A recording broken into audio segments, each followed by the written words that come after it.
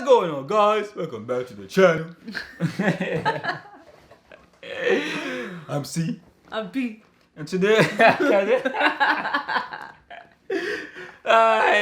today we're gonna be reacting to Jordan Peterson.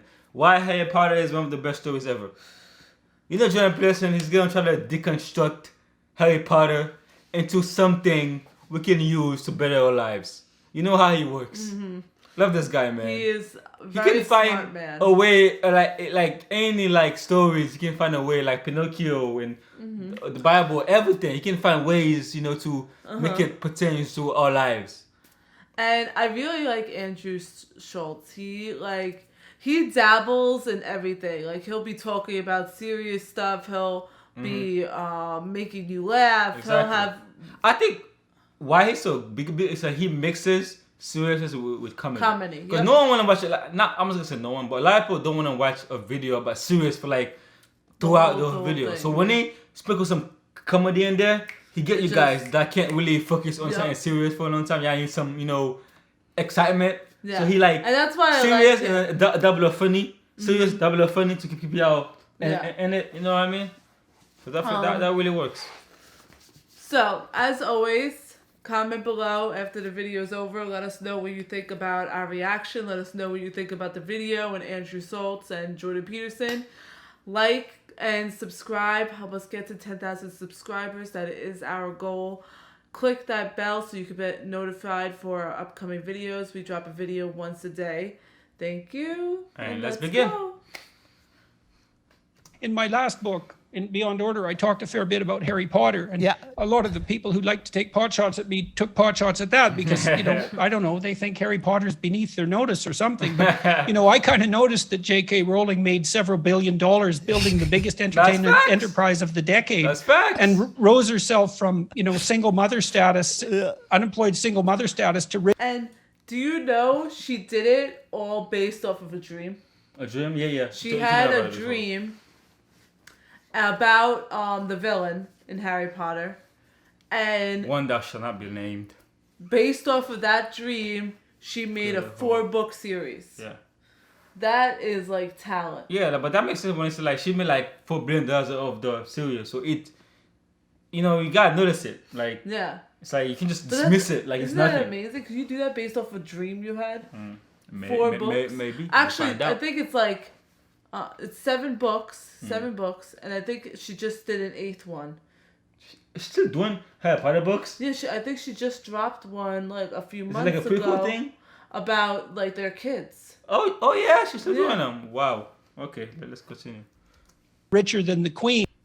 From single mother status, unemployed single mother status to richer than the Queen, and then occupied every movie screen for 10 years. Yeah. Maybe something's going on there. Yeah. Well, these complex characters, they play out mythology, and so if religion disappears in the culture in general, it pops up in our stories instantly, and that's exactly what's happened in the Marvel universe. And what happened? I mean, with you Harry? even have Thor, for God's sake. Thor is a god. Yeah. It's not even subtle. You can't get rid of these stories. They come back no matter what you do. These stories come back. So what was J.K. Rowling doing with Harry Potter?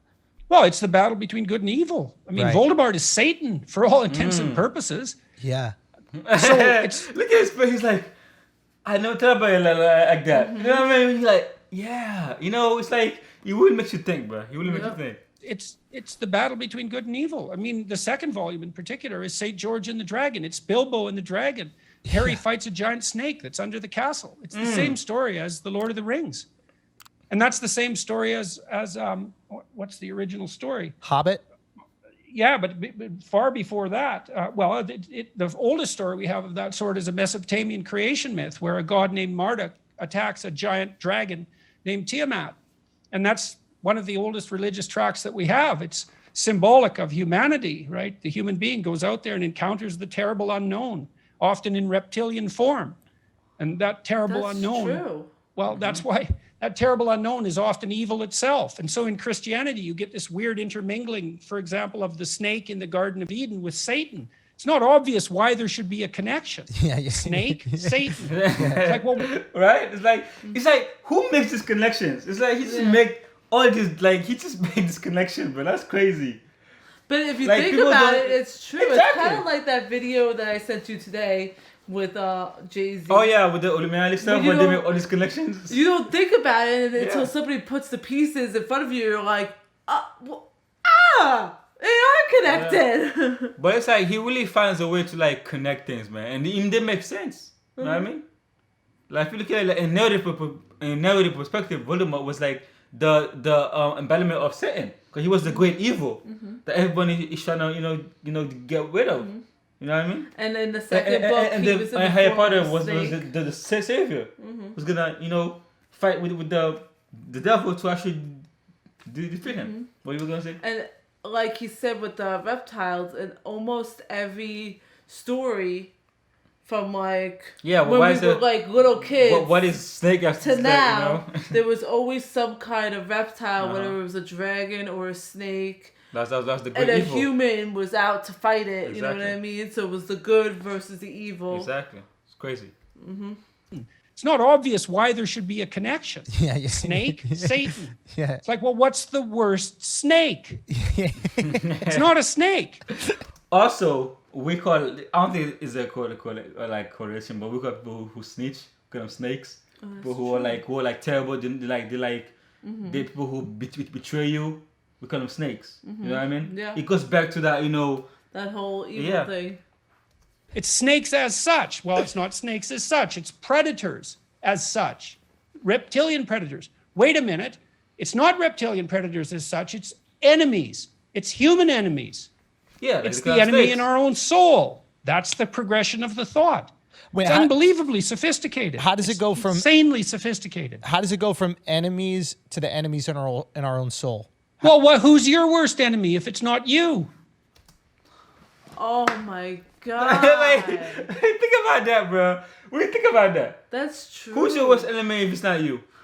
Who brings yourself down? Exactly. Who pushes yourself to do better than you were yesterday? Listen, you can do whatever. Criticizes themselves from what you wear to what you think to what you believe. You want to be successful? Who's stopping you? Exactly. It's not the world. It's you. If you wanna go to the gym, you wanna get big. Who's stopping you? It's you stopping you. I was just gonna say, even bring it down to smaller aspects. If you want to lose weight or get muscles, or if you want to dress a certain way, the only person that's stopping you is you to get that confidence to do those things. Exactly. Like me, I don't like getting haircuts. I get my haircuts like months and what's it called? Months and. But look how you get what I mean. looks. You get what I mean. Months is separated, right? But I could get my haircut like once a month, whatever. But who's stopping me? I'm stopping myself because I don't like getting haircuts. You know what I mean? So who's stopping you from being successful? Yeah. People, the feminists or the feminists and SW say, oh, it's the government, it's white supremacy, white people, blah blah. But ultimately, it's you. Because if other people have made it, like let's say it's black people, black against whites, right? If other black people have gotten, successful, why can't you? You know what I mean? And not even just with success, but anything. I'm always an example. We're always contradicting ourselves. We're always saying it's somebody else that's stopping our confidence, and we always like to play the blame game because we're too afraid to blame ourselves. It's like simply saying it's about the individual. It's not about the group. Ultimately, you're responsible for yourself. Take responsibility for yourself and get shit done. You know what I mean? We all want enemy. Why are you poor? Of course, you can talk about this and that and this. Yes, there are external reasons why you might be poor, but ultimately, you can get yourself out. The ultimate enemy is you, basically. It's crazy. The enemies in our own soul. Well, who's your worst enemy if it's not you? Who's your biggest obstacle if it's not you? Look at him. Look at his face. And who do you contend with more than anyone else if it's not you? Exactly. And to the Harry Potter thing, Harry Potter has a piece of Voldemort in him. Yes, well, that's the original sin doctrine recreated. Yeah. I think about that. So it's also the case that he has his greatest enemy in him, like he was put on Voldemort, right? So he had Voldemort in him. Well, if you think about it, you can think about it in two ways. One, the way of you being your greatest enemy. Two, Like what they say all the time, you always have a little devil and a little angel on your shoulder. So a little bit of the devil is in you, just like a little bit of God is in you. You have good and bad. There's yin and yang. You're greatest enemy and your greatest friend. You gotta balance those things out. Find out which one you want to do more. Can't understand evil without it. It's also... So it's also the case that he can't understand evil without it. It's also part of what makes him sophisticated, right? Because he's been touched by it. Yeah. So is that what we got to do? Is just copy the Bible? Like we don't have a choice. Wait, what do you mean by that? It happens whether we want it to or not. I mean, the Bible aggregated itself over centuries, right? I mean, no human being directly oriented that. It's not something that could happen over thousands and thousands of years. This is just the greatest hits. That's one way of thinking about it, yes. And each one of these hits taps into something innate to us. Yes. Otherwise, we wouldn't remember it. We wouldn't have conserved it. It wouldn't stick in our memory. It wouldn't structure the way we think. Bruh, that's crazy. When I talk about the Bible, the Garden of Eden, right? It might be of saying that about it is that when the concept of original sin, right, where we were sent into this world, and after that we were able to do bad, right? No, because listen, right? If you don't know how you can get hurt, you cannot hurt somebody else. Because the reason we know how to hurt somebody else is because we know how we can get hurt. You know what I mean? Yeah. So we have the bad in us to understand, the bad. We gotta have it in us. It's like saying, what example I can give? Like, how do you know evil is evil, or how do you know bad is bad? It's because you know how it feels to do something bad. For something to do something bad, so you know how it feels. If I hit you in the face, you know how it feels. You're like, oh. It's discomforting. It doesn't feel good. So you know if you do it to somebody else, it's gonna feel the same way. Yep. You know what I mean? So by having it in us, we're able to do it to somebody else. Yeah. Well, like we've always one more thing. It's like, how do you know white is white? Me, I'm going further away now. How do you know white is white? Without having white, we will know it's white. You get what I mean? How do you know a tree is a tree? Because the tree is here. It's in this world. If we didn't have it, we wouldn't know where it is. You get what I'm saying? I think so. So in order to really understand something, we have to have it in us to understand it. Or in front of us. We have to be able to experience it. Experience it, see to it, understand touch it, feel it. Exactly. You know what I mean? I forgot what I was gonna say. I know. I know that feeling. I talk too much. Yeah. Yep. I kind of went to different. Jordan Peterson always got me thinking, man. He always got me thinking about so many things. He showed you how Harry Potter, in a sense, is good and bad, God and the devil, human and the devil, and it goes back, because even when we were kids, we've learned this at a young age, the yin and the yang, that there's, in every person there's a little bit of good and there's a little bit of bad. It's just a matter of which one you want to lean towards more. You can lean towards the bad more, become a murderer, or a thief, or anything that's evil in this world. Or you can lean towards the good more and try to make something better out of this world, out of this life.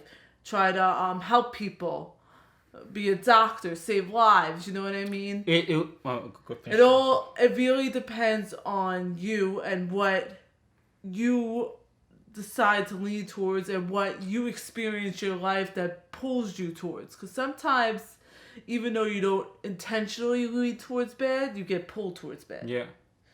It also reminds me of the saying about you have two wolves in you, the good one and the bad one, and depending who you feed, that wolf becomes bigger. So it goes something like that. I think I'm butchering it. You know of that? Or it's a bear, or it's a wolf. You know what I mean? So whichever one you feed, so it's like good and evil. Huh? The veil sounds familiar to me. The bear? Yeah. Yeah. So it's like whichever one you feed, that's the one that grows. That one gets stronger, and that's the one that you mostly become. You know what I mean? Yeah. And going back to what I said, connecting it to Harry Potter, Harry Potter had a choice too, because there was so many times that Voldemort asked Harry to join him, and Harry could have easily joined him and became evil and all that stuff. They'll be unstoppable. But he decided to stay good. Exactly, it's a choice. So it shows you that and even with the evil in his head, because he had those thoughts in his head, imagining having such evil thoughts in your head constantly nagging at you, and then you have it right in your presence nagging at you and trying to persuade you to come over to the dark side while killing your friends and all this horrible things. So, and to have that power to be like, no, I'm gonna stay here. I'm gonna be good. It's strong, and that's why forgiveness is harder than actually revenge. You know, doing good is harder than doing bad. You know what? I would have never thought about it if he didn't bring it to my attention. Because like I've read all the Harry Potter books. I've watched all the movies. I'm a big fan. I made him watch the movies with me. That's how big of a fan I am. But the connection that he made. You never tell about it. You never tell about that. Now before. I want to reread the books again because I'm like, now I'm gonna like have all this knowledge in my head. If I reread the books, there's probably gonna be more connections that are gonna come to me. Because, like I said, we are doomed to like recreate the Bible. It's like we're gonna even if we don't try to, we're going to, because it's a book that's been written like from like thousands of years. Like the greatest, like you said, the greatest hits of like you know what humans are supposed to be, how we are, how we should be. It's like we've learned all this to like thousands of years, right? So it's our greatest hits. It's in our blood, pretty much. Exactly. So even though we don't try to recreate it, we're gonna recreate it because that's why it works. Because people in the past have figured this shit out before we did. It's the first story that was ever told. Exactly. That's where all the stories come from. Think about the fairy tales. Especially in the West has been you know built up based on the Bible. So we are like doing like so many things we get from the Bible that people don't even realize. Well, think of any story you've read. Any story you read from a kid to now. There's always a good person. There's always a villain. Yeah. There's always some kind of demonic thing that you have to conquer or get past to be a better person. Exactly. Or. But yeah, guys, it's not saying this too long. We're gonna talk about this for hours. But yeah, guys, Jordan Peterson, as always insightful. Always saying some things that make you think. And Andrew Schulz too, like Andrew's pretty cool, man. We want to do more of him. Yeah, Andrew's pretty cool, man. He want to do some of his stand up too. His stand up so funny, and he does it like straight from the dome. Like he don't write anything, just go on stage and then play off the audience. Being on the stage in itself is very scary. Yeah. Go in there with nothing planned out and just going off the people. Yeah. That's like scary. Ultimately.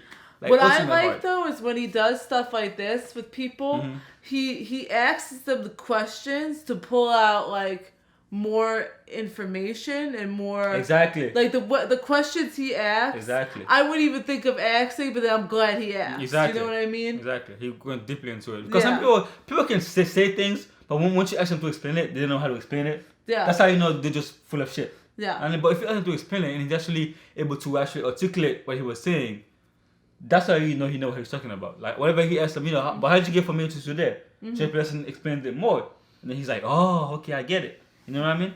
But yeah, guys, we don't want to go into too far, too long. But yeah, Jordan Peterson. Andrew Schulz. Tell us what you think in the comments. Like, comment, subscribe. See you next time.